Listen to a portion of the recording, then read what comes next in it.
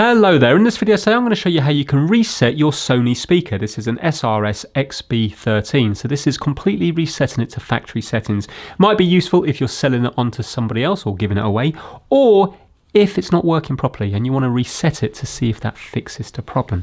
So right now we are connected to my phone. After the reset, it will no longer be connected to any phone because it's been reset. You can see right now, if I do the volume down here, you can see it moving on the phone. So it's working fine on this one here.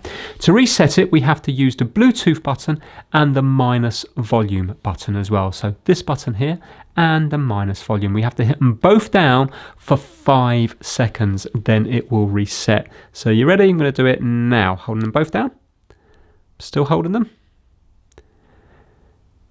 Still holding them. There we go. And now they've gone off. So the speaker should be reset. So if we turn it back on, we should find that no longer is it connected to my phone. There we go. You can see it's come up here wanting me to connect, so it's recognized it because I've got the app and stuff on my phone, but can you see here that it hasn't connected? So that's it. That's how to do a factory reset on your Sony speaker. Hopefully that will fix the problems you're having or allow you to give it to somebody else without them having any problems. Thanks for watching.